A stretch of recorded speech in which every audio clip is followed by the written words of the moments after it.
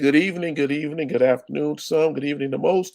Hi, my name is Eddie Phillips. This is the Erudition Network, and this is the Erudition Network Black History and Interactive Black History and Knowledge session. Today, we're going to talk about some history. We're going to touch a little bit on some of the current events and how our history is affected by it. Um, I like to give a little bit of time, usually when we come on, to see. Um, we get other people that actually will join on with us tonight. This program is on at a time where I know that a lot of people are coming in from work, and we do this on Thursday evening so that we can get it done close to the middle of the week, but also so that we have time to depopulate. Because sometimes history is hard, it's difficult, it's rough, right? Um, you go over these things um, that are so um, sometimes so painful, and so we want to make sure that we do this particular program that's interactive um, earlier in the week, so that we can be able to kind of depopulate, right? Kind of calm down a little bit after it, because you know I remember. When years ago, I went to go see Rosewood and the movie, and I remember coming out of that movie so angry. And the thing about it was, I knew the history. It wasn't that the history was a shock to me. It was just the fact of going through that um, really messed with me. And so I often try to tell people, when I do um, go over history or I go through painful parts, I really, really, really try very hard um, to give myself some time to de-stress, right? To distress off of it because it becomes so difficult to deal with sometimes. And so um, that's one of the reasons why I wanted the program to be earlier, um, close to the middle of the week. Have your Friday, chill out, chillax, and not think about some of the things that we're going to go over. I see we got more people joining in. Hey, let us know that you're here so we can admonish you for joining us tonight. Uh, but let's get into this. I put the um, the advert for this out a little bit later, uh, but tonight, similar to what we kind of briefly discussed last week when we had several of the guys on, um, we want to look at what's going on right now, what's happening right now. Um, we are in the middle of or in the midst. I'm not going to say in the middle because we don't know what the end is right now. We are in the midst of a very, very painful period right now where we're watching um, gun violence all over our country, everywhere.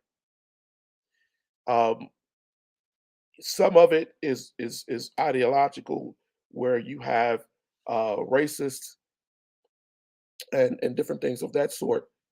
But gun violence as a whole is running crazy in this country, and unfortunately,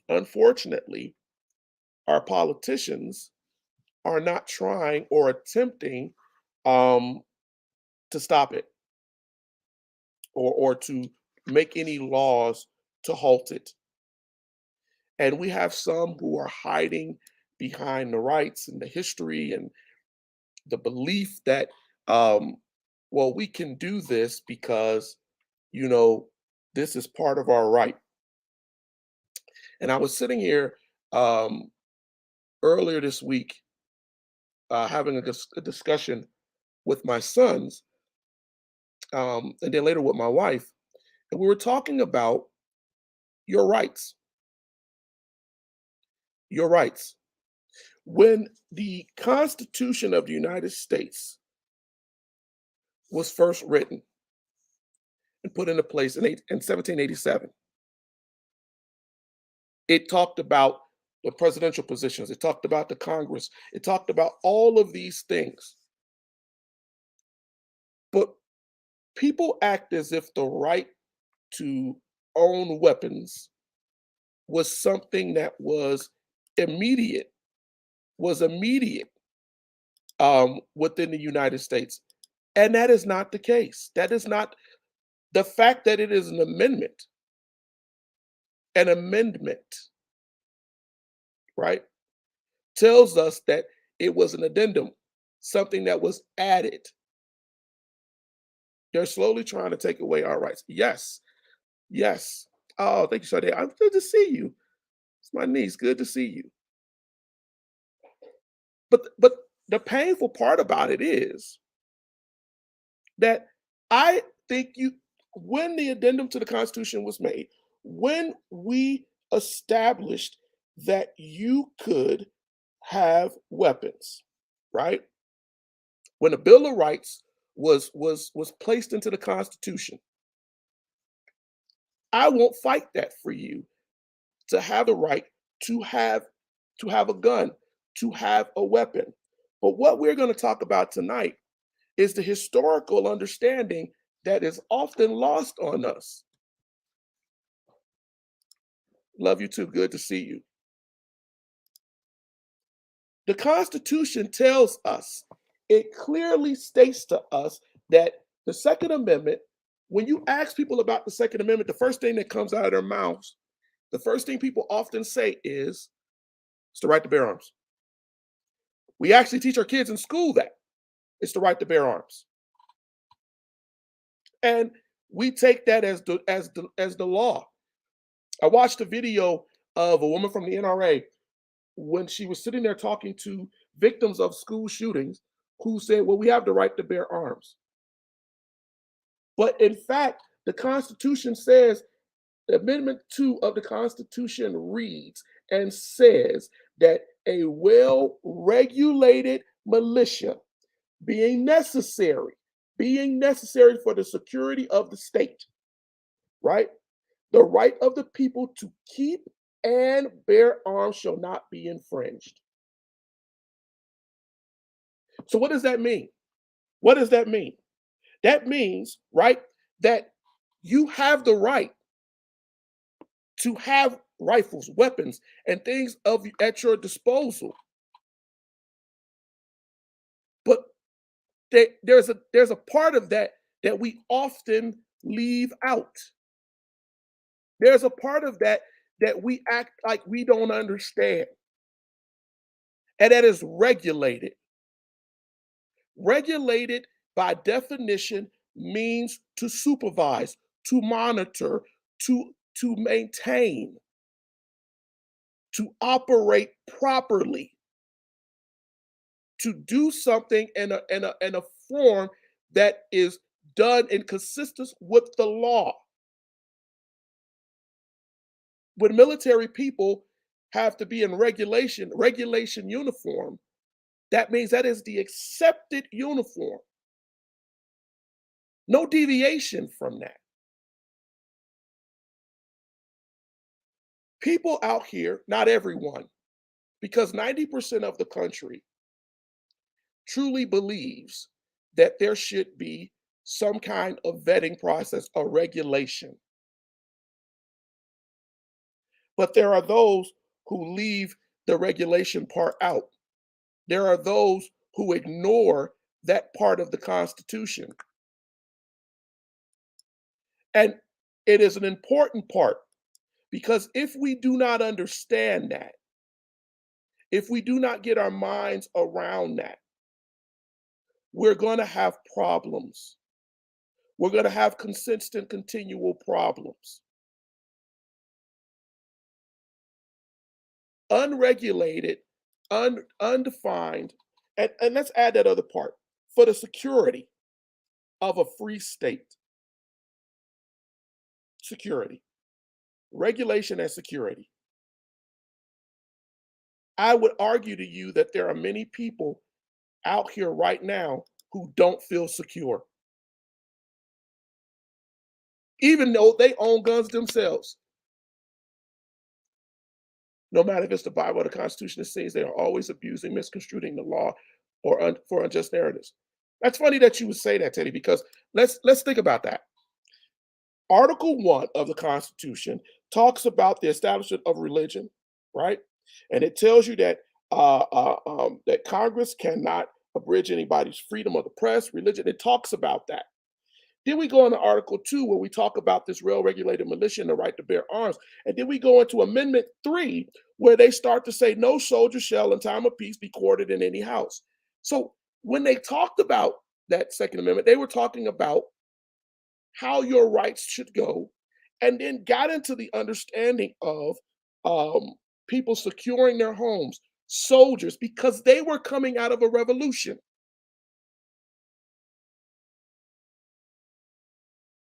That's what it was.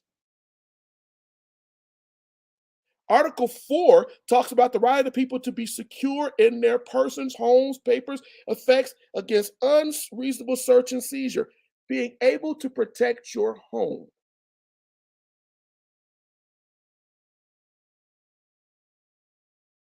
We have misconstrued the idea of weapons for everyone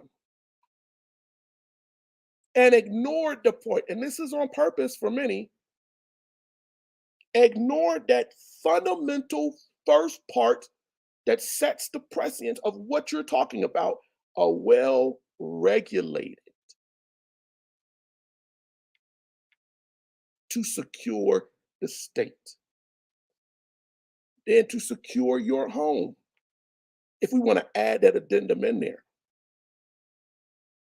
and it shouldn't be infringed, taken away from you, but it never told you that it shouldn't be regulated. It never told you that you shouldn't have things that should be said and done to make it safer for everybody. But we lie. We lie to ourselves in this society. And unfortunately, what is happening is babies, young people are dying. And we forget. We forget our history. A lot of us don't remember that Richard Nixon, when he was president of the United States, and we talk about around 1975, people don't remember, right? They don't remember that Goldwater, who was running at the time before Nixon, told Roy Wilkins that the biggest part of crime in the United States were blacks. And it became an issue of law and order. And so what was done? They took guns, they made laws to prevent blacks from having guns in their communities. I didn't make this up. That's what happened. When the Black Panther Party walked around with guns in California, Reagan put out gun laws.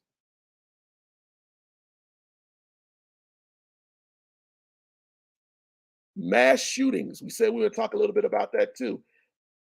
This country, I heard someone say that um, over and over again, these narratives have been put out here that are against um, truth, right? I heard somebody talk about the history of mass shootings in America and how they went back and they started to blame it on, oh well, the first mass shooting in the United States happened here, happened there, And if you've been watching the news, if you've really been watching it, you will start to see how they play out these narratives and how they tell us how these shootings go. And they ignore the fact that all the way through the early 1900s, late 1800s, whole towns, did you hear me if you're out there? Whole towns of whites kill hundreds and arguably thousands of black people in this country with guns. So when we talk about shootings that happened in the 70s and the 60s, go beyond that. Go beyond that. Every racial uprising, every racial killing that happened with a group of uh, uh, um, blacks, that was a mass shooting. But America, and its quick way of trying to ignore those things, to pretend those things didn't happen, to say to all of us, you have it wrong. That's really not the focus. Let's focus on Las Vegas. Let's focus on every shooting is a horror. But let's understand something. Where did that horror start from? We are a history program right here, and we deal with Black history on this network. Hey, Maddie. So let's delve into that history. Let's stop lying. Let's stop not. Let's stop. Let's tell the truth. If you don't believe me, I dare you to go and just go look up 1919. Go to Google and type Black murder 1919. I've never done it, but I guarantee you're going to see something. Let's talk about the six people who were slain at a church riot at the beginning of that year in April. Let's talk about the people that got killed in Milan, Georgia in May of that year.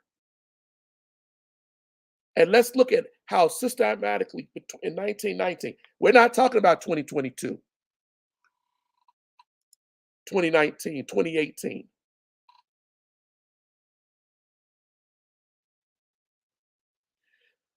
So it pains me when I see this. It pains me because I see what we're being told.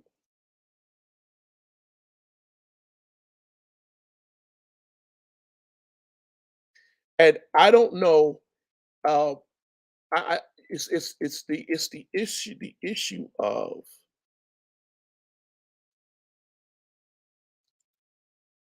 it's like we don't want to know our history,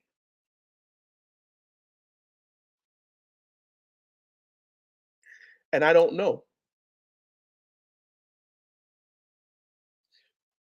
We we are at a point right here in American history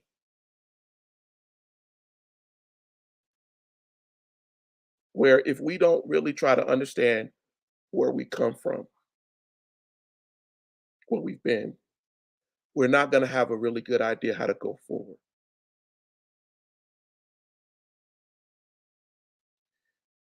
Because so much is said and put out here in the public that is wrong. That is simply wrong. I heard a woman on the media in the media on one of the news things we're watching on YouTube talk about Charles Whitman.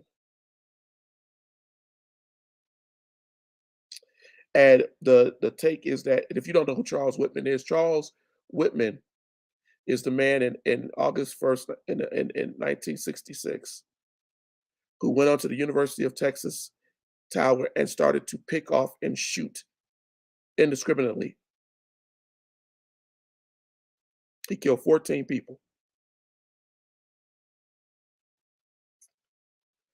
and he injured at least almost close to 40 others. And they said, oh, it was mental illness. Mental illness.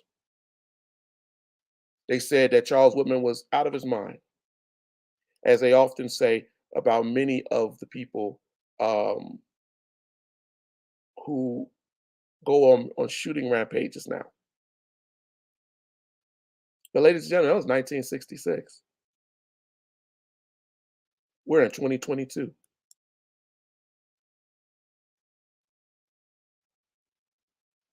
When we saw the babies get killed down there in Texas, almost a week after Black people were killed in the Tops grocery, people started to talk about, oh, we got to really get these laws. But they've been doing this for quite some time, for many, many years, because there's no emphasis put into learning history, and people today only move if there are incentives. But by then, it's too late. There might be a lot of truth to that. Might be a lot of truth to that. It is frustrating in teaching history because very often what we go up against is this idea that people have that it doesn't it that's old, that doesn't involve me.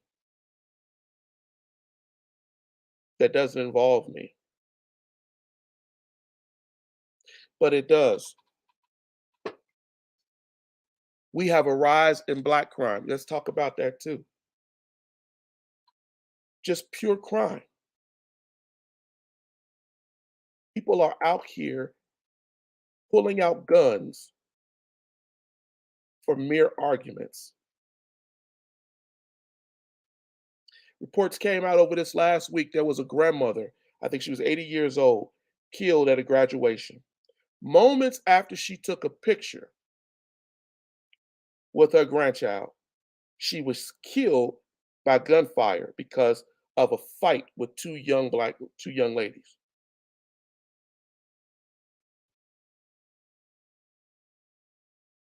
There are at least three other shootings like that that have been reported within the last week.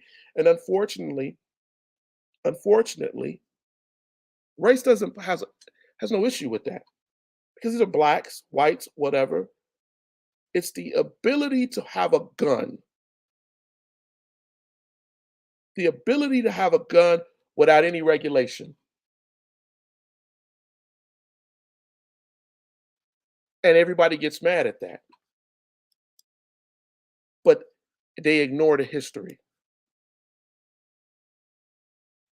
There's a great book called Locking Up Our Own. And in the book, it's really focused on the police. But it also talks about guns. It talks about the laws. It talks about how white politicians, knowing that blacks needed guns for self-defense,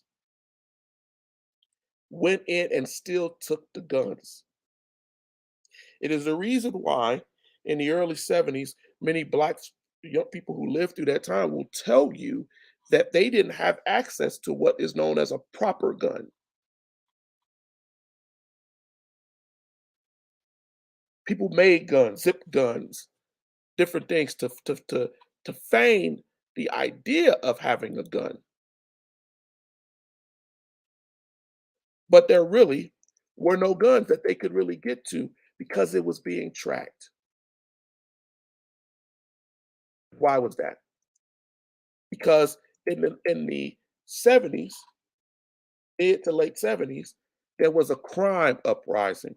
And this is what allowed Richard Nixon to push the whole agenda.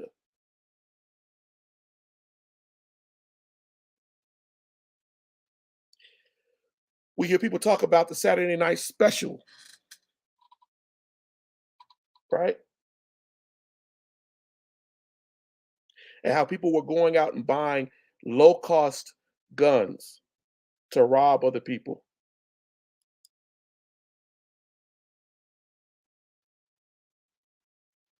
The whole thing behind the Saturday night special was the idea that it was cheap. It was easy to get. And we don't really talk about it today because those were the guns that were popular at that time. And a lot of those Saturday night special guns, right? Those snub nose 38s, those small caliber guns, a lot of those guns were used for crime. And so in order to stop that, laws were passed. But today, we don't want to pass any laws. Today, we don't want to talk to the fact that the AR-15 is affordable and popular and the gun of choice. And even if I have one and you have one, there's no guarantee that me and you can't be shot down dead from a person who should never have had it or never been vetted. Never, wasn't even vetted to have it in the first place. We get back down to the idea of regulated, not just regulated, well regulated. Because even back then, in 1789, they understood that having guns that are that are not regulated could cause problems. The fear was the idea, and we know this, the fear was slaves, blacks, getting guns, being able to acquire guns and to go out and kill. Least we forget the uprising of Denmark Vesey. Least we forget that they were getting guns and getting ready to have an uprising.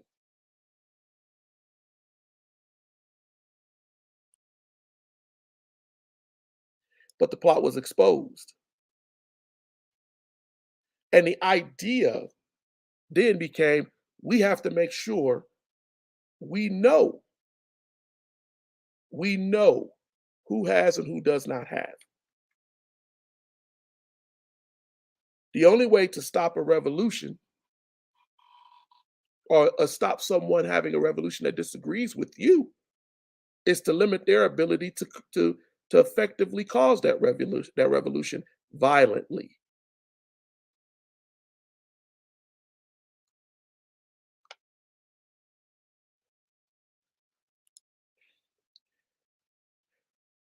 I came on here today because I really wanted us to understand this.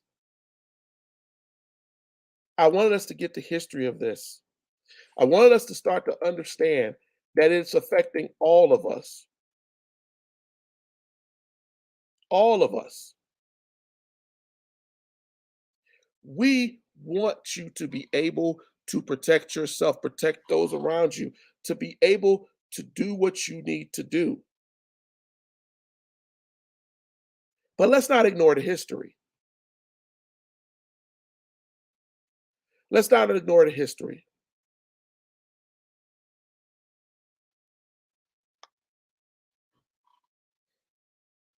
I remember Dave Chappelle, and people are mad at Dave Chappelle, but Dave Chappelle's great, I think third great grandfather went with the newspaper editor, Monroe Trotter. This is after 1915. He took a black delegation, and I think Dave talked about this briefly in one of his comedy specials. And this is what we're here to talk about. But he went with the Boston newspaper editor, Monroe Trotter, and a couple other pastors, priests, different folks. They went and they went to Washington. And they went to Washington to speak to probably one of our most racially insensitive presidents of all time, Woodrow Wilson. And this was after 1915, after the birth of a nation, after a rise of the Second Klan. And they went to basically petition to the president and say, listen, this is horrible. You are segregating, because Wilson had went about segregating the federal government and pushing the ideas of blacks being lesser. And when they went there, Wilson told them segregation is not humiliating. It's not an embarrassment.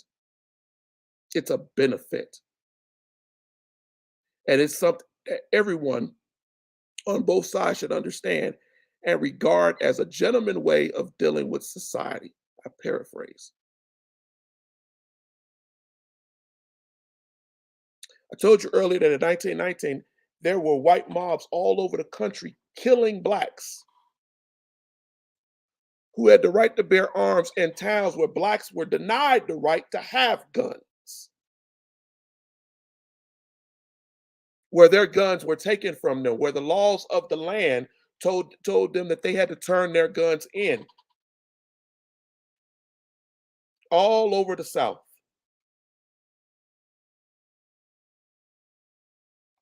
And we pick on the South, but this also happened in the North. This is why you had riots in Chicago in 1919, where you had men with Gatling guns being pictures taken of white men protecting their stores with Gatling guns. Black bodies laid all over the cities. And on and on and on this went. But we tell everybody that mass shootings are new to America based on our gun laws. But I digress. It would be one thing to be regulated, but we're not regulating. In that same year, 1919, there was a huge riot in Washington, D.C., right around the White House. A white mob got in French and got together to attack blacks in D.C. They were going crazy. The black part of town, black veterans, mobilized, regulated by the Constitution, a well regulated militia. Black veterans who had fought in World War I, they prepared themselves to defend their neighborhoods. They had came back to this country. They had returned to their homes in Washington and were told that they were less than secondary. They had been trained to handle their guns. They were a well-regulated militia when they stood up to defend their neighborhoods.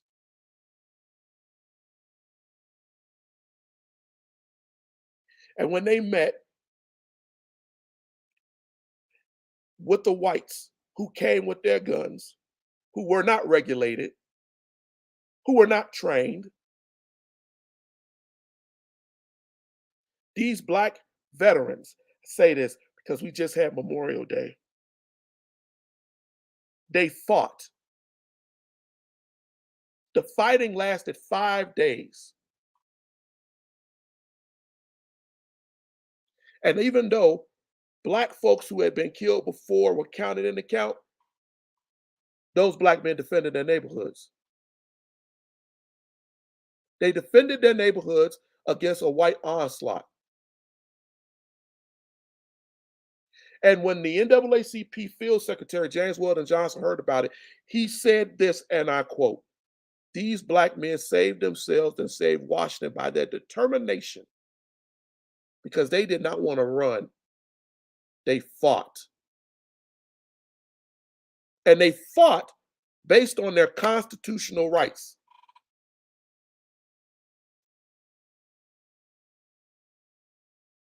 But you know what happened? Laws. When denied the ability to come in and kill our people, they changed the laws.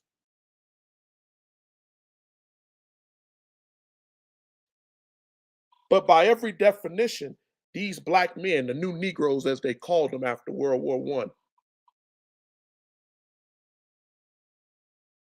they met every requirement of that Second Amendment. There, a lot of these so-called folks who are out here preaching the Second Amendment still don't know,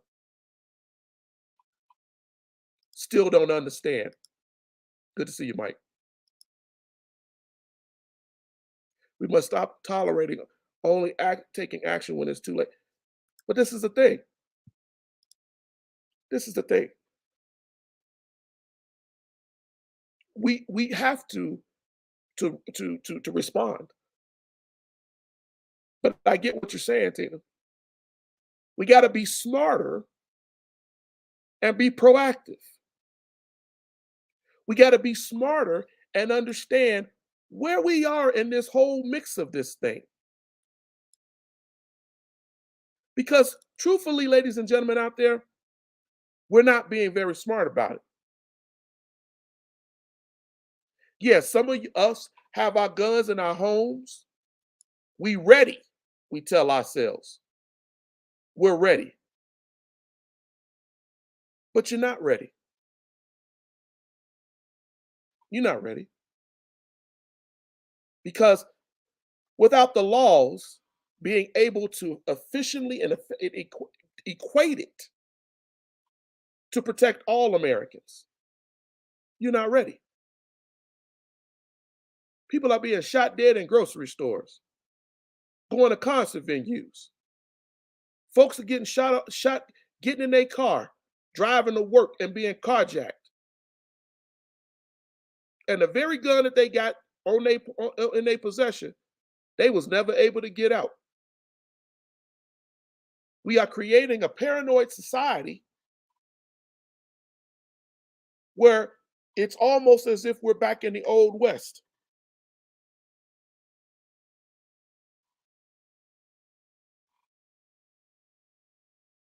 And when we get into that mentality, when we get into that frame of mind, we will have issues like we've had in the past in 1919 with the 49ers as they went and they killed the indigenous people in the Southwest.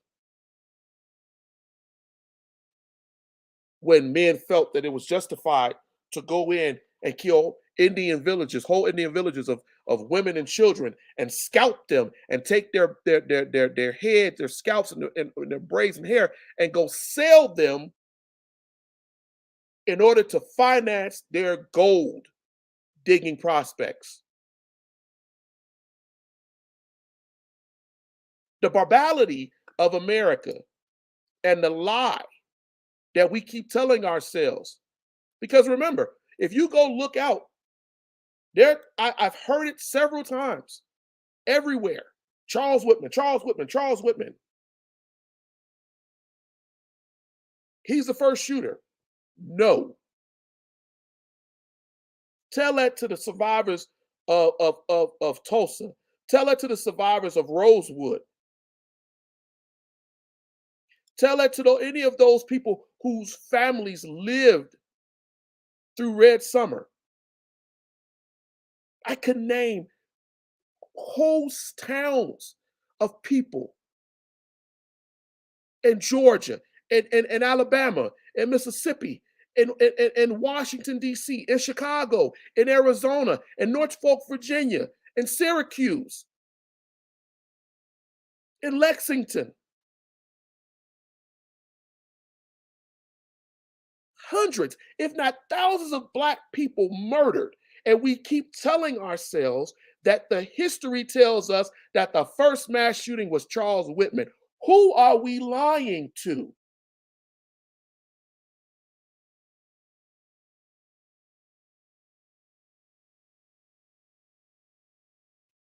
Tell that to the unfortunate Black slaves who got shot and thrown off the slave ships with muskets, boom, and thrown into the water, attached to chains that dragged others. That's a mass killing. Tell that to the families who know their history.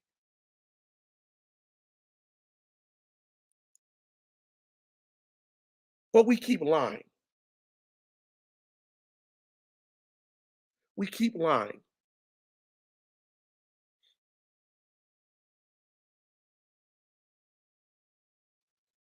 We keep telling ourselves that we are a lawful nation and that we have these rights.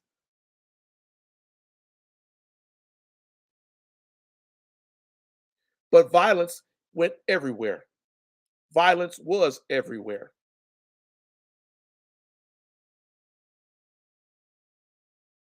I was talking to Pastor Razor, I think about a year ago, good friend of the program, and we were talking about. He often talks about Elaine, Arkansas.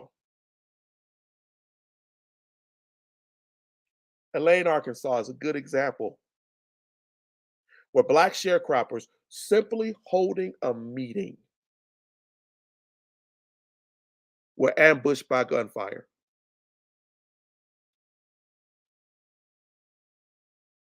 And when they started to fight back, the white folks went crazy. And people were indiscriminately, no one cared, gunned down in the streets based on their skin color.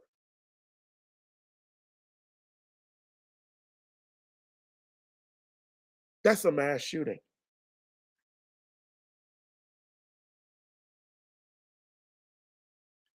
That's 1919. That's not 1966.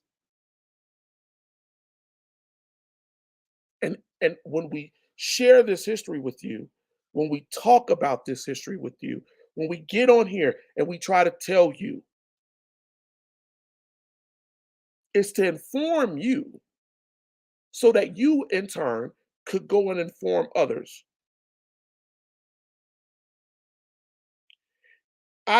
Used to hear in the church, people would say in the church all the time, you can't have a gun.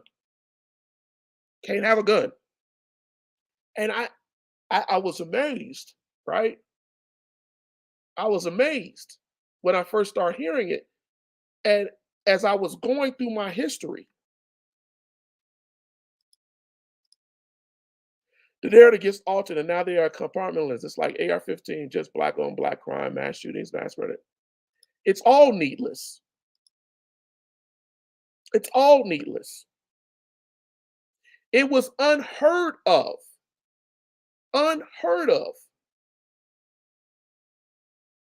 for Blacks to be walking around with guns in the open anymore. Post 1955. It became a thing where we got to shut this down. And if you ask yourself why, look what was going on at the time. What was going on at the time was a civil rights movement.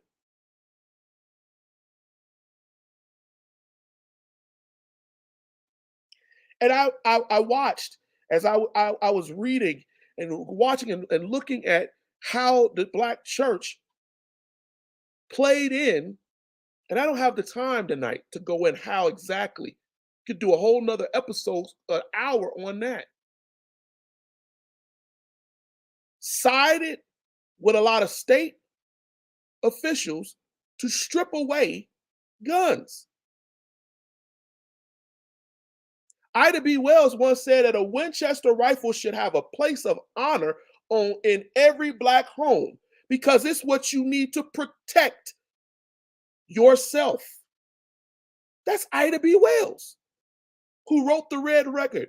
who talked about the lynching and the burning of black men and women and exposed it historically for us to be able to know. Or Malcolm X, who said it is lawful for anyone to own a rifle or shotgun, and it is everyone's right to protect themselves from anyone who tries to harm them, regardless of your color. So I'm not arguing with you about black gun ownership, but I'm also telling you that that was stripped. So when I hear people say, I don't want to lose my right, you can't get my guns, it's insane. Fannie Lou Hamer said, I keep a shotgun in every corner of my bedroom. And the first cracker ever looked like he want to throw some dynamite on my porch won't write his mama again. That's what she said.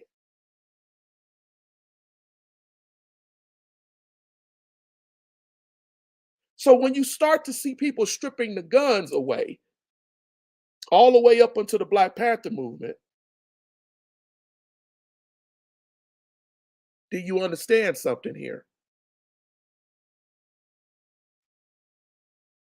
You understand something here. Gun violence is going crazy in the black community. We went through a whole generation of blacks telling of many blacks being told you shouldn't have a gun and having a gun is a sin. I'm just gonna call y'all to church folks out as what it is. And once you make something taboo,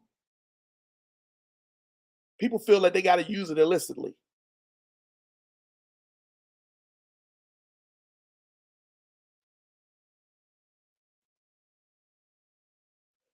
When you start looking at how people like Ronald Reagan went and enforced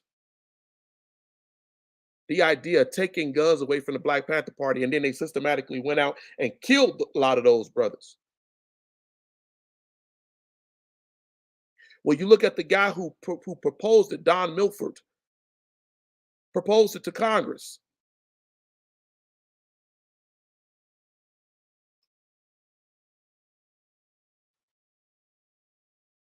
The funny part about that guy, the reason why his name stands out in my mind is because for 30 years,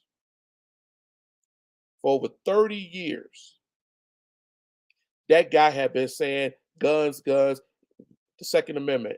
But once he saw black folks with guns in Oakland, California, oh no.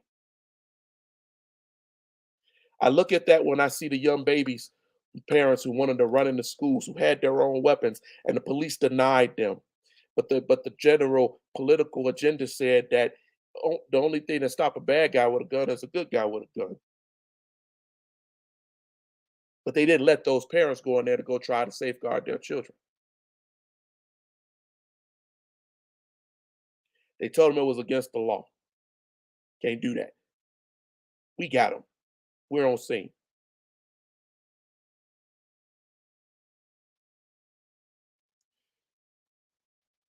As we get to the end of this hour, let's talk about something else real quickly. Let's talk about something else in regards to mass shootings. Historically, historically, and I'm going to put James Coleman's book on here because I think it's a very important book to read. Uh, I think that we really need to start reading and understanding. And let me tell you something about that. We are at a society right now, ladies and gentlemen, where if you don't have time to pick up a book and read it, we have Audible, we have books on tape, what they used to call books on tape. We have all of these avenues for you to be in your car and get a chapter on your way to work. Get a chapter as you're getting ready to go to work in the morning, in the bathroom, taking a shower. You have Alexas, you got Googles that have the ability to play your book for you while you're going about your day, cooking your dinner.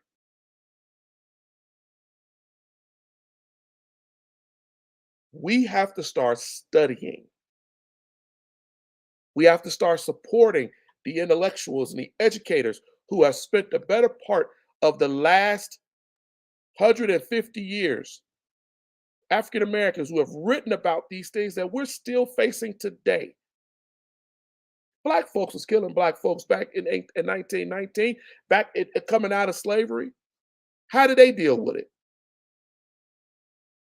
But because we don't dwell or look into our history or try to get into our literature, try to get into what is where we come from, we get lost in the current cycles of media play here in this country.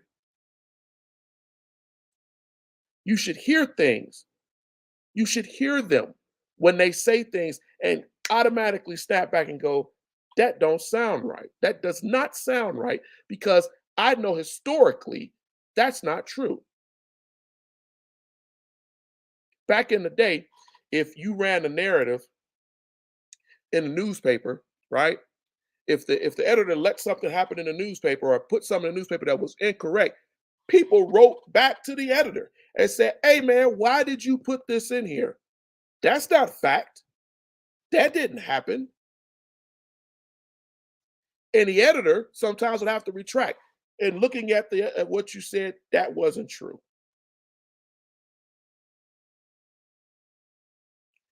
We don't challenge the information or the propaganda that's put out here for us. So automatically we just eat it up. And then we do something very much unfortunate. We regurgitate it to the next person that walks into the room. Even though we didn't fact check, fact base, look to see if what was said was absolutely correct. And then programs like this, where we're trying to show you and give you um, the books and the names of places and people that you can go to, right? That you can go to and you can try to get a better understanding of what really happened at this time. We're trying very hard to give you the information that you need to better your understanding, to better the lives of your children, your family. But very often, way too often, it's ignored. Because as I think one of my sons said earlier, the idea, oh, that was horrible. The idea becomes then that we're wasting our time here, right? This history is no not fun. It's not important to me. It doesn't do what I want it to do. It's too painful. Whatever excuse you tell yourself, right? Whatever excuse you tell yourself is not going to help you have a better understanding.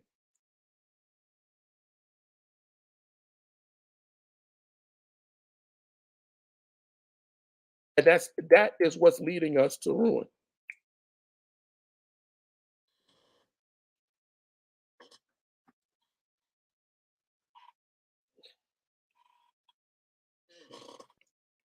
But this whole last hour as we sat here and we went over some history, my light had failed. Thank you. Um, it's really important. It's really, really important for us to know because as we go through this and as we hear people, and I hear people of all cultures regurgitating a lot of lies and not checking the facts. And that's setting us up. I think my wife said earlier, right? We're not taking action. We're reactive, not proactive. We're not getting a better understanding of who we are. When someone tells you Second Amendment and they say you got the right to bear arms, and you say yes, you do. And that's the excuse for mass shootings, killings, murders, all of this violence that we're seeing right now, where you can't even, you're scared to even allow your child to go to an event because you think they may get hurt as a bystander, killed, gone. Remember the 80-year-old grandmother that I just spoke of earlier. And all of that madness that's going on here, when I hear someone talk about say, I'm a retired veteran. I'm a veteran. I've had many guns in my hands. I have no problem with a gun, but I respect the power of a gun. I understand the regulations that I had to follow in using that gun. I couldn't point it at anybody that I just saw fit to point it at. I had to be mature in standing guard. I had to be mature in how I handled myself with any of the guns that I was given. I was regulated. And that is the thing. The Second Amendment tells us a well regulated militia being necessary. That's the key.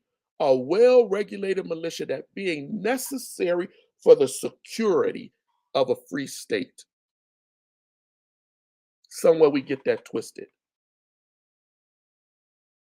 You, your right to have your guns to protect you, your state, your family, your country is not denied to you, but it should be regulated. In the military, if you don't qualify on a weapon, you're not going to hold that weapon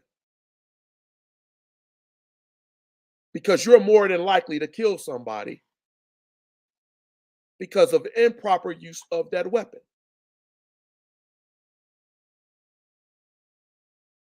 But we want to give guns to everybody. If you are a depressed individual, if you have issues that are going on, and that's found, you won't be out there with that weapon for the protection of you and those who you serve with.